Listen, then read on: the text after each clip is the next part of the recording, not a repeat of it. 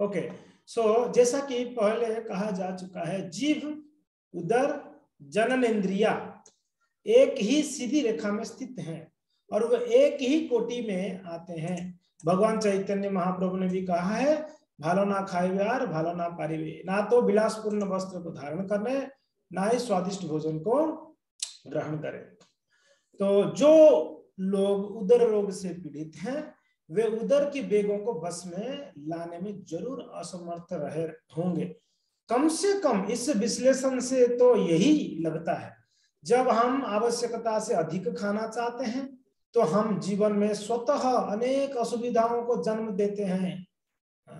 जो ज्यादा खाना चाहता है ज्यादा बीमारी पैदा होता है उसकी शरीर में। किंतु यदि हम एकादशी, जन्माष्टमी जैसे दिनों में उपवास अगर रखें तो हम उदर की आवश्यकताओं पर अंकुश लगा सकते हैं।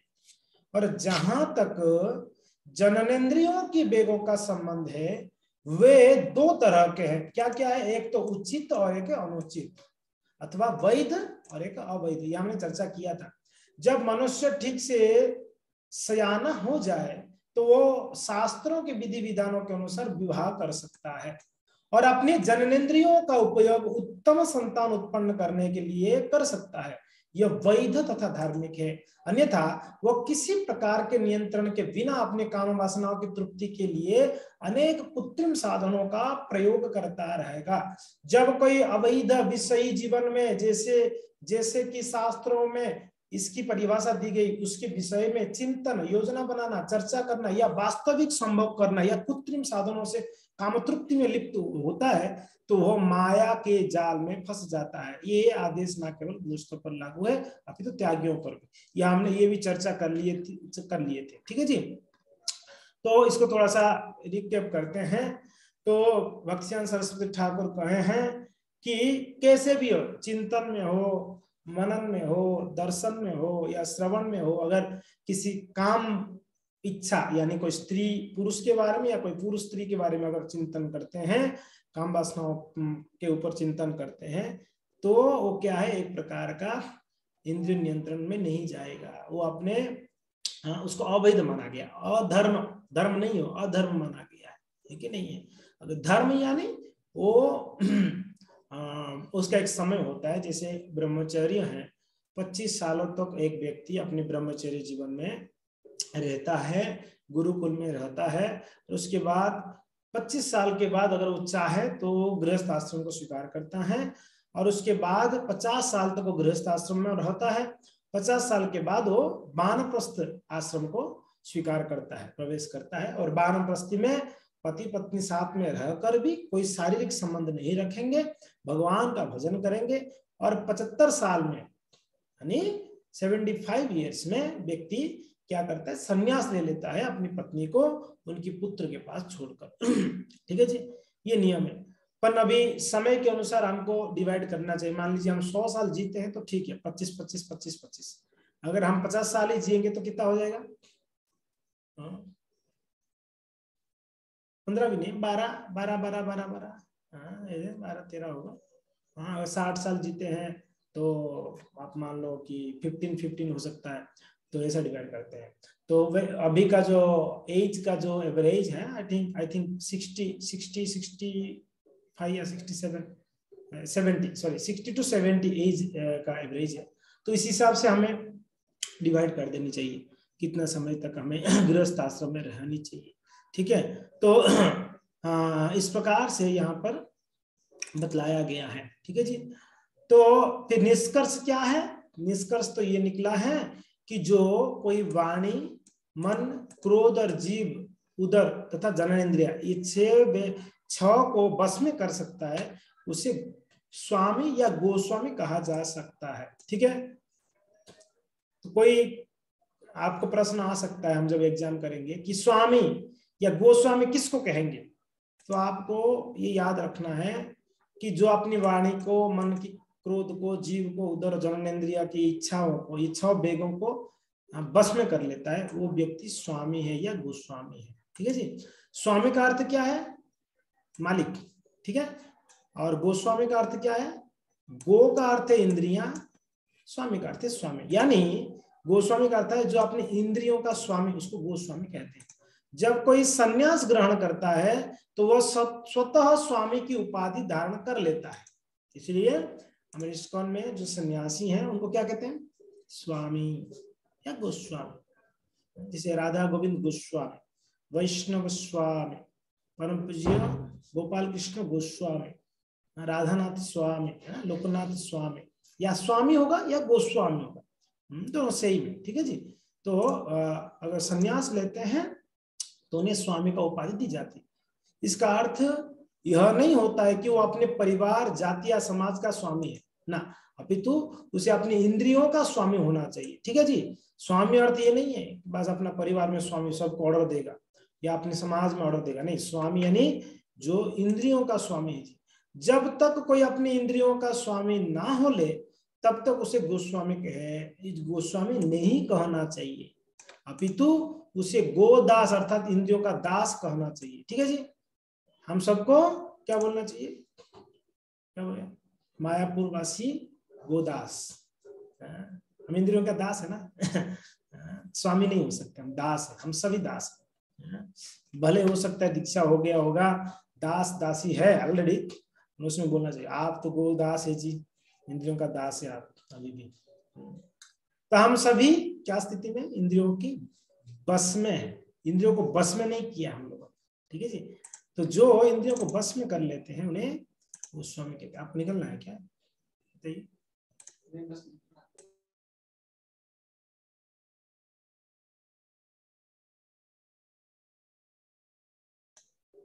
ठीक है।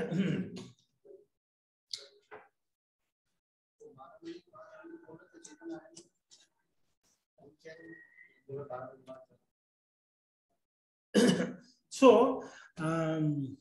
ठीक है जी। वृंदावन के 6 गोस्वामियों के पद चिन्हों पर चलकर समस्त गोस्वामियों तथा गोस्वामियों को भगवान की दिव्य प्रेममय सेवा में लग जाना चाहिए। बहुत महत्वपूर्ण बात है। क्या कहते हैं? जो वृंदावन की 6 गोस्वामी हैं उनकी पद चिन्हों पर चलना चाहिए हम सबको। ठीक है। समस्त गोस्वामी या गोस्वामियों को, ठीक है, भगवान की दिव्य प्रेममय सेवा में लग जाना चाहिए हम सभी को। वृंदावन की 6 गोस्वामी कौन कौन है? कौन बताएगा? वृंदावन की 6 गोस्वामी का नाम बता। चंचल बताओ, वृंदावन की 6 गोस्वामी का नाम बताओ। प्रभु जी, रूप गोस्वामी, ओके, सनातन गोस्वामी, परफेक्ट। और रूप और सनातन। ओके, और 4 जो छोड़ दिए ये कौन बताएंगे? जो मिस हुआ 4 कौन बताएंगे जी? सविता माता जी बताइए, जो 4 गोस्वामी का नाम छोड़ दिए हो बताइए आप। गोपाल भट्ट गोस्वामी, रघुनाथ हाँ जी, दास, गोपाल भट्ट गोस्वामी, रघुनाथ दास गोस्वामी, सनातन गोस्वामी, सनातन गोस्वामी हो गया, रूप गोस्वामी हो गया, शिव गोस्वामी, जीव गोस्वामी ठीक है, रघुनाथ दास रघुनाथ गोस्वामी, दास, जीव गोस्वामी, गोपाल भट्ट गोस्वामी ठीक है। और कौन सा नाम रह गया? रघुनाथ दास,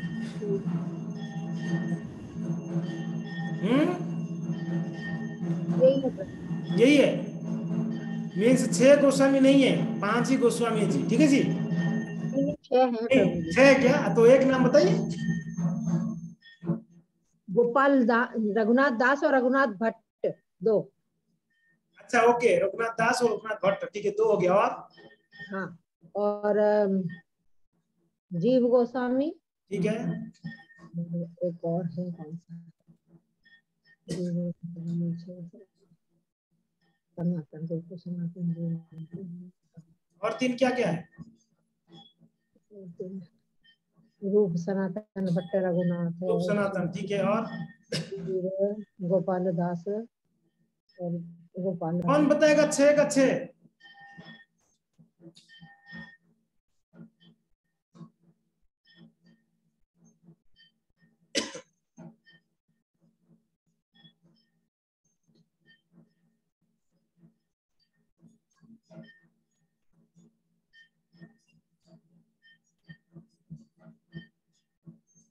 ठीक है, दिव्या माता जी बताइए।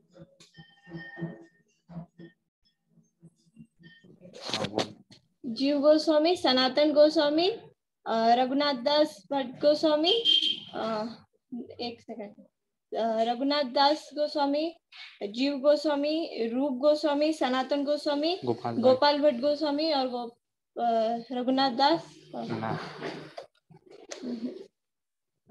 क्या गड़बड़ा रहे हो?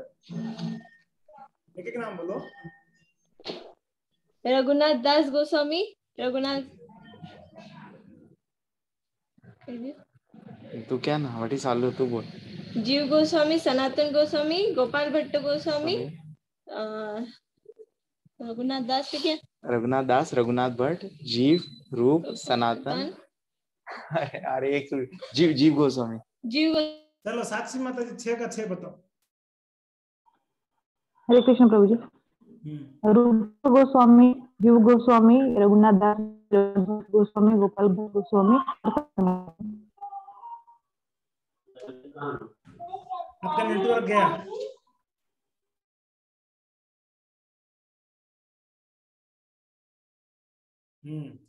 चलो चल रहा आराध्या, तू ही बोल चल।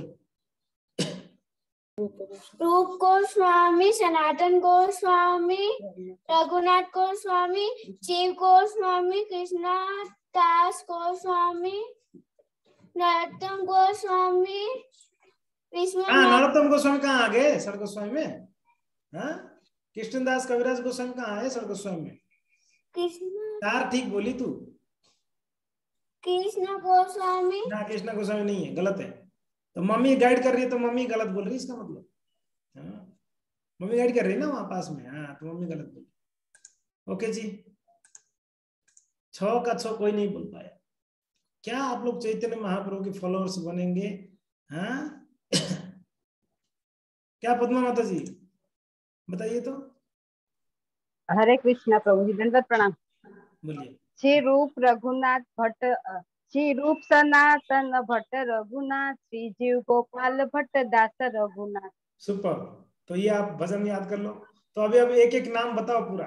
रूप गोस्वामी, सनातन गोस्वामी, ऐसे करके बोलो। हाँ, श्री रूप गोस्वामी, श्री रूप गोस्वामी, सनातन गोस्वामी, रघुनाथ दास गोस्वामी, रघुनाथ भट्ट गोस्वामी, गोपाल भट्ट गोस्वामी, जीव गोस्वामी। Super, very good. तो ये हो गया 6 ना? गोस्वामी। हाँ, हो गया हो गया। और कोई गोस्वामी है तो बोलिए। और कोई है क्या आपके ध्यान में? नहीं, ठीक है। तो 6 गोस्वामी, ठीक है जी।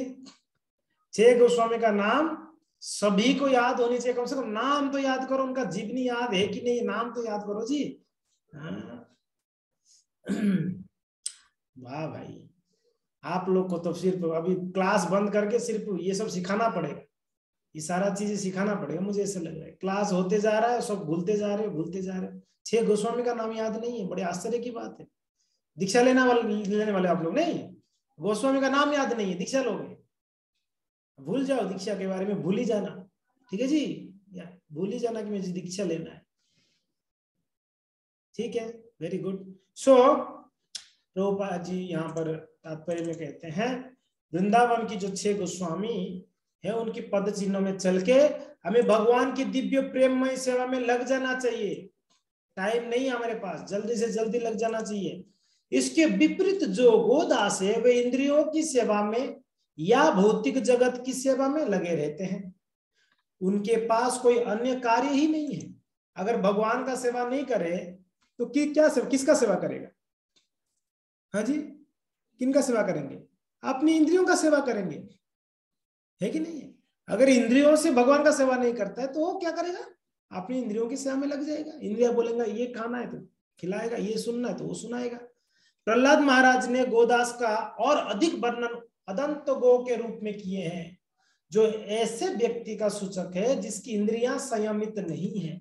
ऐसा आदंत गो कृष्ण का दास नहीं बन सकता। श्रीमद् भागवत में प्रहलाद महाराज जी कहते हैं, मतिर्न कृष्णे परतः सुतो वा मिथो विपद्येत गृहव्रतानां अदंत गोभीर विशतम तमिस्त्रम पुनः पुनर्सर्वित चर्वणानाम। अद्भुत श्लोक है, बहुत अद्भुत श्लोक है। प्रहलाद जी क्या कहते हैं? मतिर्न कृष्ण परतो सतो वा जिन लोगों ने अपनी इंद्रियों की तृप्ति के लिए इस भौतिक जगत में अपना अस्तित्व बनाए रखने का निश्चय कर लिया है, उनके लिए ना तो निजी प्रयास से, ना अन्यों के उपदेश से, ना ही सभाओं से या कृष्ण भावनामृत होने की कोई संभावना है। वे बिना लगाम वाली इंद्रियों के द्वारा अज्ञान की गहन क्षेत्र में खींचे जाते हैं और इस प्रकार के एक बार चबाए हुए को पुनः पुनः चबाने में उन्मत्त होकर लगे रहते हैं। अद्भुत श्लोक। क्या कह रहे हैं?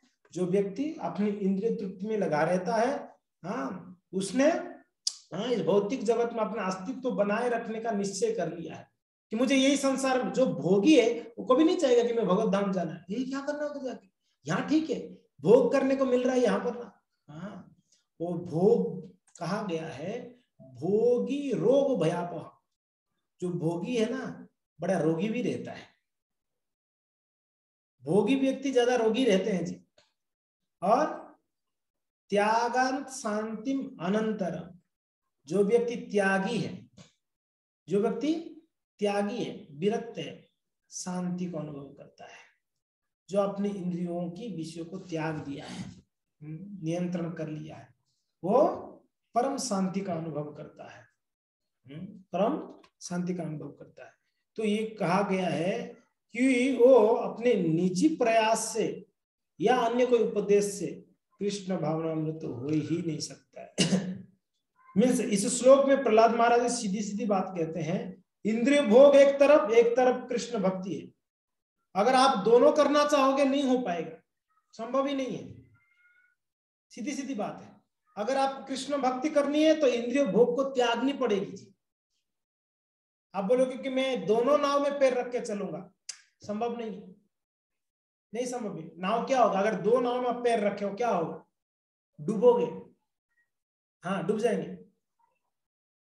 इसके लिए इंद्रियों में टीवी भी देखूंगा, न्यूज़पेपर भी पढ़ूंगा, चाय का चुस्की भी लूंगा, गप्पे भी मारूंगा, सब करूंगा और साथ साथ में हरे कृष्णा भी करूंगा, होगा? मुंडी तो सब हिला रहे हैं, मगर सबके घर में बड़े बड़े टीवी मैंने देखा, बड़ा बड़ा टीवी रखे हैं सब लोग।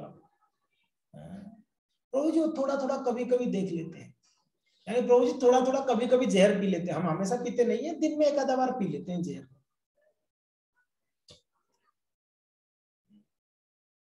अगर सच में कृष्ण भावनामृत में प्रगति करना चाहते हैं आप लोग, टीवी देखना आज से बंद कर दो। टीवी देखना आज से ही बंद कर दो, प्रण ले लो, टीवी को देखना ही नहीं है।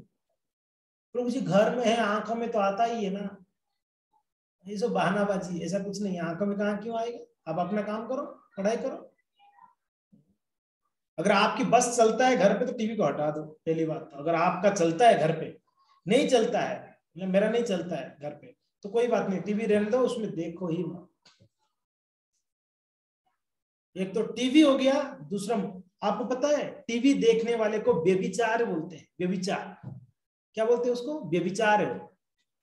टीवी में क्या देखते हैं हम? एक पुरुष क्या देखता है? दूसरी स्त्रियों को देखता है। एक स्त्री क्या देखती है? दूसरे पुरुषों को देखती है।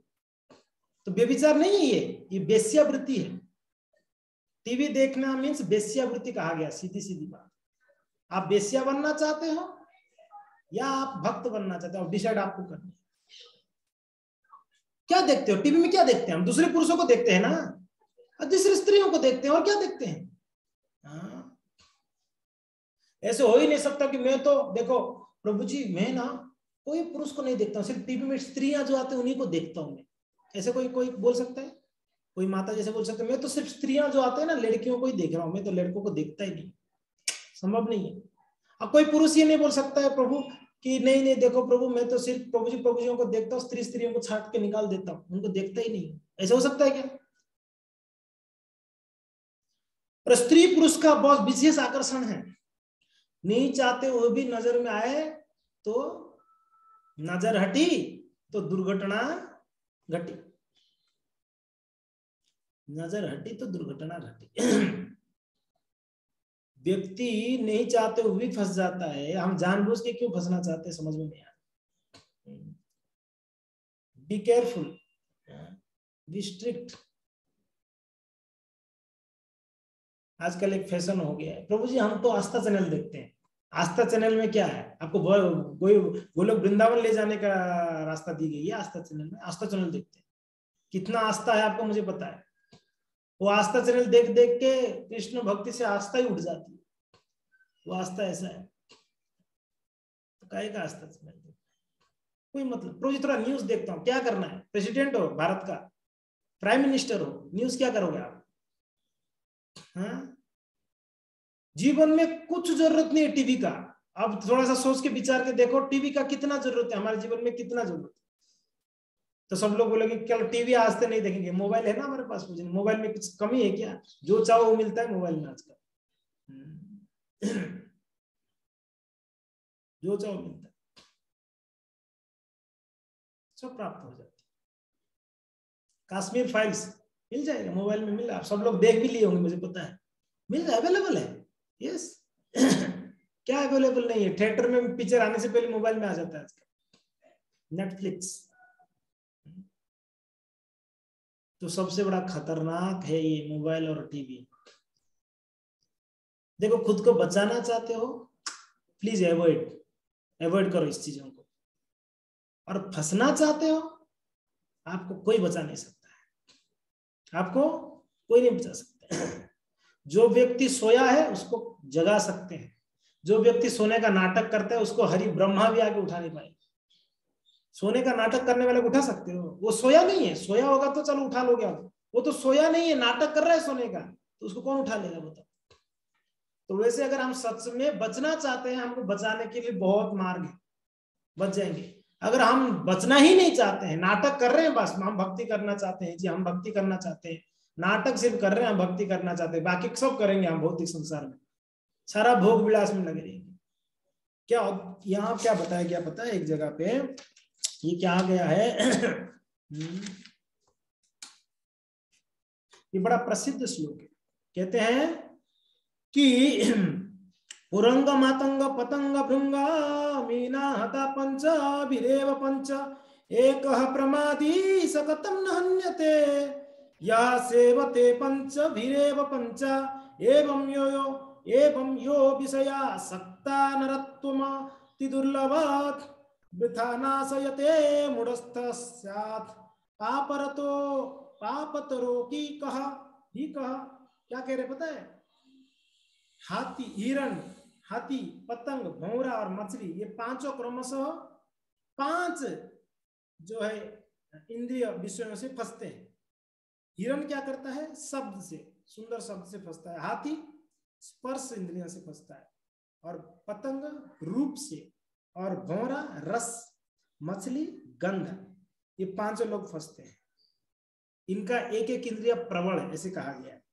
मगर कहते हैं कि एक प्रमाति सकथम न हन्यते। अब विचार करो, एक इंद्रिय किसका प्रबल है तो एक में फंसता है। हमारा तो सारे इंद्रिय प्रबल है मनुष्यों का। अब यहाँ कहा गया है कि हिरण का एक इंद्रिय प्रबल है, क्या है? शब्द इंद्रिय। उसको अच्छा शब्द सुनाई देना, वो उस तरफ अट्रैक्ट हो जाता है। हमारा शब्द इंद्रिय भी प्रबल है, हमारा स्पर्श इंद्रिय भी प्रबल है, हमारा रूप इंद्रिय भी प्रबल, रूप देखने का इच्छा होता है, रस गंध, तो हर इंद्रिय हमारा प्रबल है। तो हमारा पता हमारा स्थिति क्या होगा? बड़ा गंभीर स्थिति है मनुष्य का जी, बड़ा गंभीर स्थिति।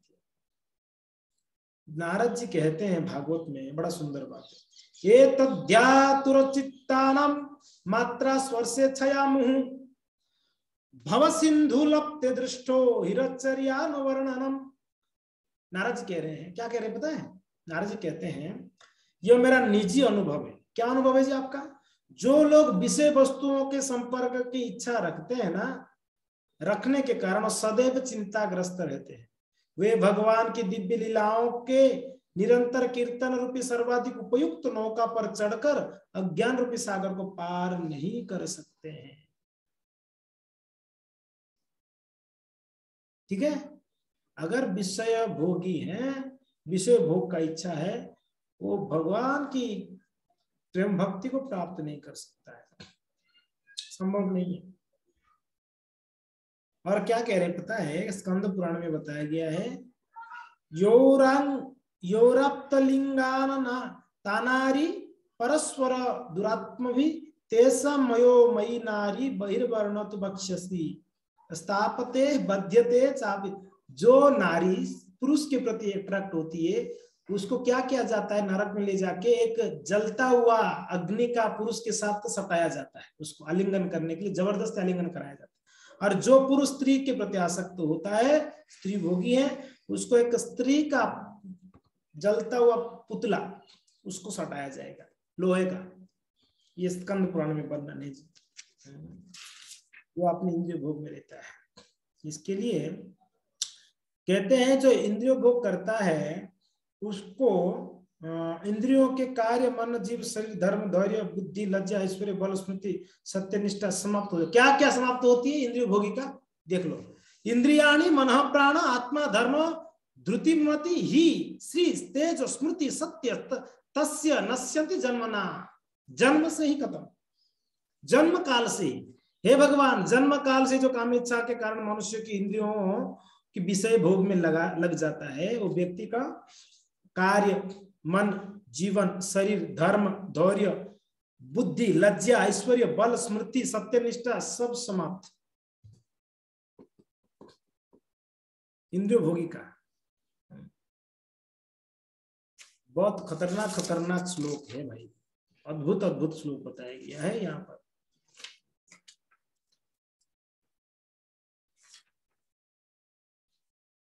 हाँ, एक बात है यहाँ पर, कहते हैं न्यूनम प्रमत्तो कुरुते विकर्म यदिन्द्रिय प्रीतय प्राणुप्नोति न साधु मन्ये यत आत्मनोपि नोयम मसन्नपि क्लेशदा आस देह। जब मनुष्य, ध्यान से सुनना, बड़ा सुंदर श्लोक है। जब मनुष्य इंद्रिय तृप्ति की ही जीवन का लक्ष्य मान बैठ जाता है तो वह भौतिक रहन सहन के पीछे प्रमत्त होकर सभी प्रकार के पाप कर्मों में प्रवृत्त हो जाता है। पाप कौन करता है? जिसको इंद्रिय भोग का इच्छा है वही पाप करता है। जो इंद्रिय भोग, वो नहीं जान पाता है कि अपने विगत पाप कर्मों के ही कारण उसे ये क्षण भंग और शरीर प्राप्त हुई है जो दुखों की खान है। वास्तव में जीवात्मा को भौतिक देह नहीं मिलनी चाहिए थी, किंतु इंद्रिय तृप्ति के लिए ऐसा हुआ है। हमें तो ये भौतिक शरीर मिलना ही नहीं चाहिए, हमें तो आध्यात्मिक शरीर मिलना चाहिए, मगर हमें शरीर क्यों मिला? हमने इच्छा किया, भोग करने का इच्छा, इसलिए ठीक है चले जाओ भोग करो। अतः मैं मानता हूं कि बुद्धिमान प्राणी के लिए यह शोभा नहीं देता है कि वो पुनः इंद्रिय तृप्ति कार्य में प्रवृत्त हो जाए, जिसके बाद वो दूसरा शरीर उसे प्राप्त होता ही रहेगा। बुद्धिमान, अब ये शरीर जो मिला हमें, शरीर मनुष्य का, ये मनुष्य शरीर मिली है, बड़ा दुर्लभ शरीर कहा गया है। विशेष करके मनुष्य शरीर उसको मिलता है जो अपने आत्म कल्याण कर सके। अभी मनुष्य शरीर में भी आके हम वापस वही भोग विलास में इंद्रिय तृप्ति में लगेंगे तो बताइए क्या फायदा होगी? फिर मनुष्य जीवन को तो ऐसे ही गवा देंगे हम, ऐसे इंद्रिय तृप्ति। इसके लिए बी केयरफुल। तो प्रश्न उठता है कि प्रभु फिर तो सब बंद कर देनी पड़ेगी, खाना पीना सोना सब बंद, ये सब भोगी है ना? ना जी ना, शरीर को जितना जरूरत है उतना देना है। नींद जरूरत है 6 घंटे का, नींद दे दो शरीर को, 6 आवर्स नींद दे दो शरीर को, 6 आवर्स नींद सफिशिएंट है, ठीक है। खाने के लिए, उदर के लिए, पेट भरने के लिए चाहिए, रोटी चाहिए सब्जी चाहिए, दे दो उनको, कोई दिक्कत नहीं। भोग लगाओ, प्रसाद खा लो, जैसे प्रभुपाद जी तात्पर्य में बताया, ठीक है। और क्या चाहिए? निद्रा चाहिए, भोजन चाहिए, और क्या चाहिए? शरीर को कपड़ा चाहिए, अपने लज्जा निवारण करने के लिए, लज्जा से बचने के लिए कपड़ा चाहिए शरीर को धारण करने, ठीक है। उनको कपड़ा दे दो। कितना कपड़ा दे दे? ठीक है, जितना जरूरत है उसको। 5-10 में अगर हो जाता है उसका मेंटेन तो 5-10 कपड़ा दे दो उनको। और क्या चाहिए? चलो ठंडी गर्मी से बचने के लिए घर चाहिए, चलो ठीक है, कोई एक भाड़े के घर हो या खुद का घर, जो भी है, घर होता है तो उसमें एक घर में रहो, पेड़ के नीचे रहने का जरूरत नहीं। और क्या चाहिए इसके अलावा? और कुछ भी नहीं चाहिए प्रभु। हाय हाय प्रभु, फिर इतना इकट्ठा किसके लिए कर दिया मैंने? बस यही चाहिए था, कपड़ा चाहिए, प्रसाद चाहिए, थोड़ा सोना है हमको 6 घंटा, बाकी समय भजन करनी है, भक्ति करनी है। बोला वो इतना ही चाहिए, फिर इतना मेहनत कर रहा हूं मैं? हद हो गई ना, हद हो गई। बुद्धिमान मनुष्य समझ सकता है जी, बुद्धिमान व्यक्ति समझ सकता है। यही चाहिए एक्चुअली, देखा जाए तो इससे अलावा और क्या चाहिए? और कुछ नहीं चाहिए। फिर भी हम लोग फालतू का एकदम टाइम वेस्ट करते हैं, फालतू का।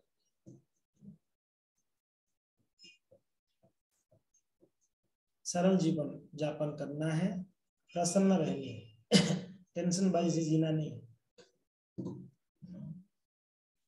और जो व्यक्ति ये सोच लिया जीना यहाँ मरना यहाँ, इसके बिना जाना कहाँ, हो गया, उसका जीवन में कुछ नहीं होना। जो सोच लिया कि जीना भी है मरना भी है, इसके जीवन कहीं नहीं जाना है, उसका जीवन में कुछ होना नहीं। जाना है, जीना यहाँ मरना यहाँ, इसके बिना जाना गोलोक। ये डिसाइड कर लो कि जीना तो है यहाँ पर, मगर जब तक ये शरीर है तब तक जीना, उसके बाद नहीं जीना है, उसके बाद चले जाना यहाँ से, भगवान के धाम जानी है। उसके लिए तैयारी करो। जो भी कार्य करते जीवन में, उस कार्य को अच्छे से करो। भक्ति का कार्य बोल रहा, भौतिक संसार में अच्छे से नहीं भी करोगे कोई कुछ नहीं होगा, तो क्या हो जाएगा, कोई ज्यादा प्रॉब्लम नहीं हो जाएगा। भक्ति का कार्य जितना करते हो, स्वल्पम अप्यस्य धर्मस्य, थोड़ा कर रहे, 16 माला कर रहे हैं ना हम, बहुत ज्यादा नहीं कर रहे, 16 अच्छे से करो। कथा श्रवण कर रहे हैं 1 घंटा, अच्छे से श्रवण करो, बढ़िया से। सेवा करने आए मंदिर में, बढ़िया से करो, 1 घंटा सेवा के लिए आए, 1 घंटा फर्स्ट क्लास मन लगा के सेवा करो। जो भी भक्ति का कार्य कर रहे हैं मन लगा के करो। सरल जीवन को हमने बड़ा कॉम्प्लिकेटेड बना दिया। कितना सरल जीवन है हमारा। हमको कभी कभी याद आके तो बड़ा दुख होता है, गांव का जीवन कितना सरल था, हमने शहर में आके कितना कॉम्प्लिकेटेड बना रखा। ना ये चाहिए ना ये चाहिए, और चाहिए ही चाहिए। जितना हम फैसिलिटी मिलने के बाद भी हम और हैंकरिंग है, और चाहिए और चाहिए और चाहिए। ये शहरी जीवन है। गांव का जीवन में हमने देखा है, हमने 12वीं तक पढ़ा गांव में, उसके बाद बम्बई आया, तो 12वीं तक हमने कोई चाहिदा नहीं थी। घर में कभी हमने डिमांड नहीं किया था कि ये चाहिए वो चाहिए वो चाहिए, कभी नहीं। आज की बच्चों का डिमांड देख लो, माता पिता चकरा जाता है सर बच्चों का डिमांड देख।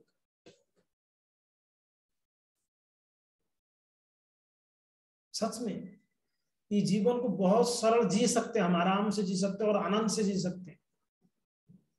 मैं कहीं बताया होगा आपको, हम हमारे घर से हम ट्यूशन जाते थे 6-8 किलोमीटर दूरी में, तो हम जीप में जाते हैं। हमारे गांव में जीप चलता है, तो उस जीप के लिए जाने के लिए 2 रुपये, आने के लिए 2 रुपया। मेरे मम्मी 4 रुपया देती थी, 4 रुपीज ओनली। उनको पता है जाने का 2 आने का 2। हमने कभी डिमांड नहीं किया 1-2 रुपये एक्स्ट्रा दे दो ना, 5 रुपए का सिक्का दे दो ना, क्या फर्क पड़ता है, 1 रुपया अगर एक्स्ट्रा हो जाए ना। कभी हमने उनको बोला ही नहीं है कि 5 रुपया दे दो। हमारा 2 ही कपड़ा हुआ करता था, ओनली 2, और आज भी 2 ही है। हमने देखा आज भी 2 ही धोती कुर्ता जोड़ी है हमारे पास, एक धोना एक पहनना, एक धोना एक पहनना है। बहुत टेंशन नहीं है। 10 होगा तो बड़ा कंफ्यूजन है कौन सा पहननी है, 2 ही है। और हमारे पास 10 होगा भी तो भी कोई टेंशन नहीं, क्योंकि ना कलर एक ही है, सिलेक्ट करने का जरूरत नहीं पड़ेगा, एक उठा के पहनना है बस, सेफरनी है। तो गांव में 2 ही कपड़ा होता, और वो 2 भी कपड़ा स्कूल का यूनिफॉर्म ही होता। हाँ, कलर वाला नहीं था, स्कूल का जो यूनिफॉर्म ना, वही 2 जोड़ी हुआ करता। तो उसी से हम ट्यूशन जाते, उसी स्कूल जाते, उसी से खेलते भी थे। एक धोना एक पहनना है, हमें याद है। और जीवन चलता था, चला, हमने 12वीं क्लास तक पढ़ लिया जी। ऐसा कोई चाहिदा नहीं थी। अब विचार करो, क्या एक बच्चा 2 जोड़ी कपड़े से नहीं चल पाएगा क्या? उसका जीवन चल पाएगा आराम से। हाँ, फट गया तो दूसरा सिलवा देगा, वरना आजकल का डिमांड देखो, बुलेट चाहिए ना, आईफोन चाहिए, हाँ क्या चाहिए, जगत पड़ेगा माता जी। हाँ, बड़ा डिमांड है ना, कार चाहिए बच्चों को। मोबाइल नहीं होगा तो पढ़ूंगा नहीं, लैपटॉप नहीं दोगे तो स्कूल नहीं जाऊंगा। डिमांडे देख लो बच्चों का। हमें वहां पिकनिक, हमारा जीवन में कभी पिकनिक नहीं गया गाँव में, कभी हमारे माता पिता के लेके नहीं गए घुमाने के लिए। कोई पिक्चर हॉल तो जीवन में 2 बार गया, मुझे याद है आज भी। पिक्चर हॉल में 2 दिन, जीवन में 2 बार पिक्चर हॉल गया हूँ। एक बार छोटा बच्चा था, एक कोई इसका कार्टून का हनुमान का कोई मूवी आया था, हमारे स्कूल में ले गए थे, मुझे याद है, बड़ा मुश्किल से गए थे। और एक बार कॉलेज पढ़ते समय कोई मित्र लोग ले गए थे, बड़ा जबरदस्ती मूवी देखने की। तो बस ये 2 ही याद है हमें मूवी देखा है। तीसरा मूवी देखा है हमने उदयपुर आने के बाद, प्रभुपाद जी का मूवी पीवीआर में गए थे हम लोग उदयपुर में। तीसरी बार मूवी देखने गया था। हमारे जीवन में 3 बार है, मुझे याद है, स्मरण है ये। बताइए, तो अगर ऐसा जीवन जिया जाए तो क्या खर्चा है हमारा? कोई खर्चा नहीं देखा जाए तो।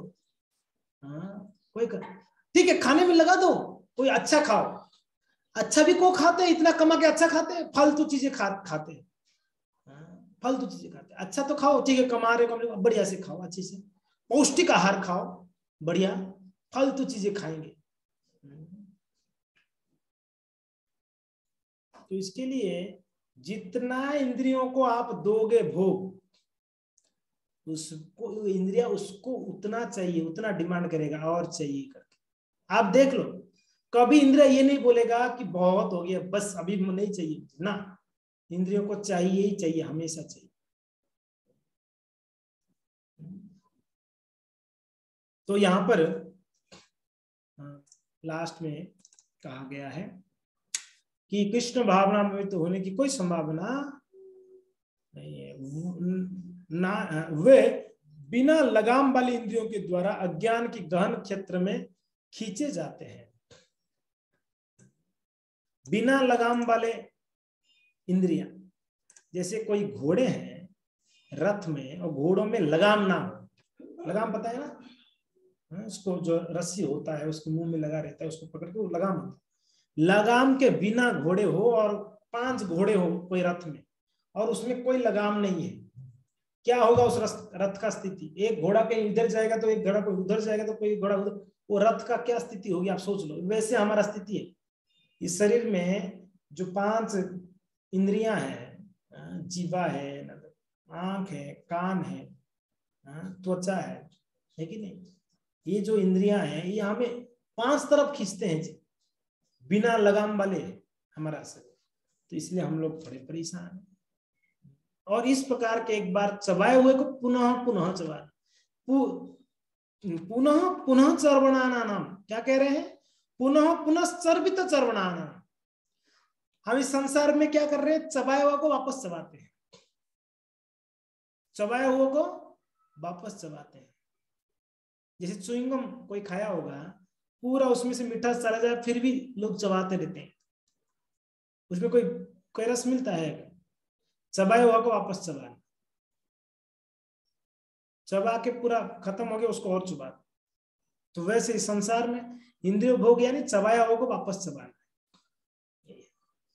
चर्वित पुनः पुनः चर्वितो चर्वणानाम। चबाए हुए को पुनः पुनः चबाने से क्या हो? उन्मत्त पागलपंथी है ये, ऐसे कहा गया है। क्या है? पागलपंथी है, पागल लोग ऐसा करते हैं। अभी गन्ना को निचोड़ दिया गया है मशीन से, उसको लेके आप चबाओ, उसमें से कोई रस मिलेगा? पागलपंथी है ना। वैसे हैं इस इंद्रियों तृप्त में जो लगा है वो ऐसी स्थिति। तो इसके लिए अगर सच में गोस्वामी बनना चाहते हैं तो आपको 6 वेगों को डेफिनेटली नियंत्रण करना चाहिए, पक्का। कौन सा? वाणी का वेग, ठीक है जी, मन का वेग, क्रोध की वेग, जिह्वा वेग, उदर वेग, उपस्थ वेग।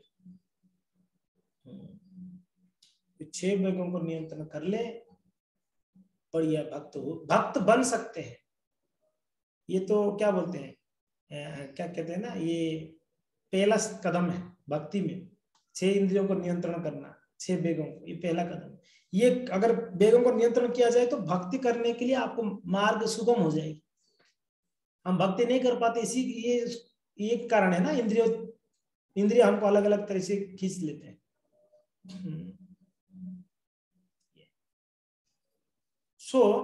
ये श्लोक का जो तात्पर्य यहाँ पर समाप्त हुई है, तो हम इसको थोड़ा सा अनुवृत्ति टीका को क्या करते हैं, उसको थोड़ा सा देख लेते हैं। ठीक है जी, कहाँ गया अनुवृत्ति टीका? हाँ, टीका slide show from current slide. ठीक है, देख लीजिए। तो अनुवृत्ति टीका में क्या क्या बताया? त्रिवेग बताया गया है, वाणी का वेग है, मन का वेग है और शरीर का वेग है। ठीक है जी। तो जो मन का वेग है उसमें क्रोध वेग भी है, मन वेग और क्रोध वेग, और शरीर की वेग में 3 वेग है, जीवा वेगम, उदर वेगम, उपस्थ वेगम। ठीक है, ये 6 वेग को ही क्या कर दिए, उसको त्रिवेग में बता दिए भक्तिसिद्धांत महाराज। तो जो बोलने का वेग था, ठीक है, तो ये 2 प्रकार के कहते हैं, एक तो बोलना और एक पुस्तक है। ठीक है, और व्यर्थ की बातें करना, जिसमें एक भोगी है, कर्मकांडी है, मायावादी है, फालतू की बातें करते हैं। और कृष्ण कथा, ये असलियत में नियंत्रण है। ध्यान से देखना, ये असलियत में ये नियंत्रण है। ठीक है, समझ में आ रहा है आप लोगों को? जो बोलने का वेग है, एक तो या तो बोलते हैं या तो पुस्तकें लिखते हैं। जिनको बोलने का मौका नहीं मिलता तो पुस्तकें लिखेगा, अपना जो मन में है वो बताएगा। तो 2 प्रकार की वेग है, बोलने का और पुस्तकें दोनों। तो व्यर्थ की बातें करना जो है, ये भोगी, कर्मकांडी, मायावादी लोग जो भी बोलते हैं, सारा व्यर्थ की बात ही है, बोलने का वेग ही, और कुछ नहीं है। भगवान निराकार है, भगवान का आकार नहीं है, ये है वो है, ये सारा व्यर्थ। कर्मकांडी लोग जो बोलते हैं वो भी व्यर्थ की बात है। भोगी तो व्यर्थ की बात ही करेगा। जो कृष्ण कथा, वही असलियत में बोलने का नियंत्रण है। ठीक है, मन की वेग, तो मन की वेग में 2 प्रकार के, अविरोध प्रीति, विरोध युक्त प्रीति, हमने चर्चा किया। अनियंत्रित आसक्ति क्या क्या हो, एक तो मायावाद दर्शन में श्रद्धा रखना, दूसरा कर्मवादियों का कर्म फलों में जो विश्वास है, और तीसरा भौतिक इच्छाओं पर आधारित योजनाओं पर विश्वास। ये तीनों अनियंत्रित आसक्ति है। और विरोध युक्त क्रोध क्या है जी? हताश से उत्पन्न हुआ क्रोध। ठीक है, शरीर की वेग, शरीर की वेग 3 प्रकार की, जीव, उदर और जननेंद्रिय। और ये तीनों को नियंत्रण कर सकते हैं सिर्फ प्रसाद पाके। प्रसाद कोई खाता है, सिर्फ कृष्ण प्रसाद खाएगा तो तीनों को कंट्रोल कर लेगा।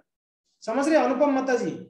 सिर्फ ओनली कृष्ण प्रसाद ही अगर हम खाते हैं ना, हम जीव को भी नियंत्रण कर लेंगे, पेट को भी नियंत्रण कर लेंगे, उदर की, वेग को, और जननेंद्रिय, सेक्स डिजायर भी नियंत्रण हो जाएगी, क्योंकि ना ये तीनों एक लाइन में है। ठीक है जी। तो ये भक्तिसिद्धांत महाराज बताए। जीव का वेग क्या है जी? इंद्रियों को तृप्त करने के लिए भोजन करना। ठीक है, ये अनियंत्रित जीव है, सिर्फ इंद्रिय भोग के लिए, मीन्स जीवा को अच्छा लगता है इसलिए खा रहे। जैसे लोग मांस खाते हैं, या शाकाहारी भी खाने वाले हो, मांसाहारी हो या शाकाहारी हो, दोनों ये जीव का वेग कहा गया है। ये दोनों वर्जित की गई है। केवल कृष्ण प्रसाद स्वीकार करना, ठीक है, केवल स्वाद के लिए स्वीकार करना, ये भी एक प्रकार को जीवा का वेग है। हम प्रसाद भी खाते हैं, सिर्फ टेस्टी लगता है। हलवा हो तो खाएंगे, खिचड़ी हो तो नहीं खाएंगे। हलवा है तो खाएंगे, खिचड़ी तो नहीं खाएंगे। तो ये इसका मतलब हम प्रसाद नहीं पा रहे हैं, हम जीव को संतुष्ट करने के लिए चाहिए हमें, तो हम खाना सोच के खाते हैं। अगर प्रसाद है, वो खिचड़ी हो, वो हलवा हो ना, हो राइस हो, दाल हो, चपाती, कोई भी हो, तो उसको हम प्रसाद के रूप में पाएंगे। तो ये मनोवृत्ति हमारा डेवलप करना है, प्रसाद का मनोवृत्ति। ठीक है, तो केवल कृष्ण प्रसाद, जीव का वेग नियंत्रण किया जा सकता है ओनली कृष्ण प्रसाद अगर कोई खाता है। ठीक है, तो माया देवी के 6 प्रकार के प्रलोभन ये डिस्कस हुआ है, जिसमें से हमारी जीवा का बस में कर लेती है। कौन? माया देवी। क्या? एक तो तामसिक आहार देके, दूसरा है राजसिक आहार देके। तामसिक में क्या है? मांस, मछली, अंडा, ये सब तामसिक आहार है। ठीक है, राजसिक आहार क्या क्या है? मिर्ची, इमली, ज्यादा खट्टा, ज्यादा तीखा, ज्यादा कड़वा, ये भी राजसिक है। सात्विक आहार क्या है? पालक है, दूध है, इत्यादि इत्यादि। ठीक है, और मादक द्रव्यों में क्या क्या है? पान है, गुटखा है, हरितक्की, सुपारी, सब मादक द्रव्य में जाता है। धनी व्यक्ति के घर में स्वादिष्ट भोजन, ये भी एक प्रकार का प्रलोभन है। केवल स्वाद के लिए प्रसाद ग्रहण करना, ये 6 चीज है जो हमें माया देवी के द्वारा प्रलोभन है। इस 6 चीजों से बचना है भक्तों को। ध्यान से देख लेना किस 6 चीजों से बचना है। एक तो तामसिक आहार से बचनी है, मांस, मच्छी, अंडा, प्याज, लहसुन, ये सब से बचनी है, ये सारा तामसिक है।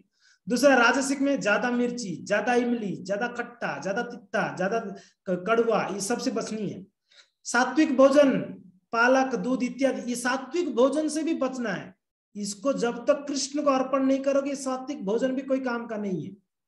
समझ में आ रहा है? वो भी पाप है। मादक द्रव्य, ये पान मसाला, ये क्या है, दारू इत्यादि इत्यादि इत्यादि, सिगरेट है, यहाँ तक कि चाय कॉफी, इससे भी बचनी है। ये मादक द्रव्य में जाता है, चाय कॉफी भी, ध्यान रखना। और धनी व्यक्तियों के घर में स्वादिष्ट भोजन के लिए, हाँ, किसी ने इनवाइट किया, तो कौन इनवाइट किया? अरे वो प्रभु जी का, अच्छा वो प्रभु जी तो अच्छा भोजन बनाएंगे, क्योंकि ना बड़ा अमीर प्रभु जी हैं, उनके घर पे खूब अच्छा व्यंजन होगा, उनके घर पे जाना चाहिए कीर्तन में। और जिन जो गरीब है, इनके घर पे जाएंगे तो कीर्तन में कुछ खिलाएंगे नहीं, बूंदी दे देंगे ना, थोड़ा खिचड़ी दे देंगे, इनके घर कौन जाएगा?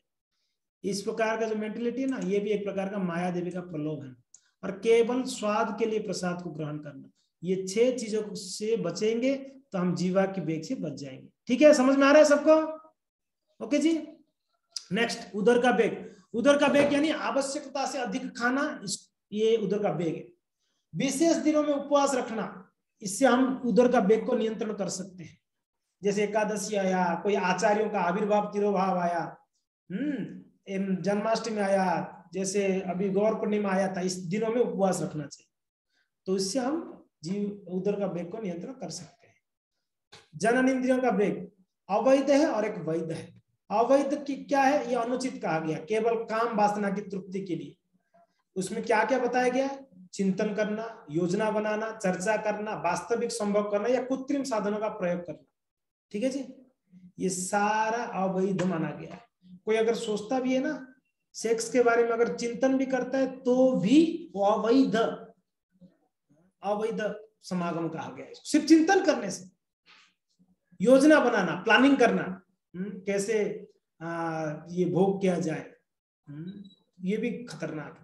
चर्चा करना, चर्चा करना इसके बारे में, ये भी अवैध है। और वास्तविक संभव करना, ये भी अवैध है। और कृत्रिम साधनों का प्रयोग करना, ये सारा अवैध माना गया है। शास्त्र में बताया गया है, जो अपने वीर को खलन करता है, वो एक डेड बॉडी के समान कहा गया है, मूर्त व्यक्ति है, वो मूर्त व्यक्ति है, वो डेड हो गया, वो मीन्स जिंदा नहीं है व्यक्ति। इसके लिए हम अपना जो शौर्य है, हमारा ओजस्व है, उसको बनाए रखना चाहिए ना सभी को।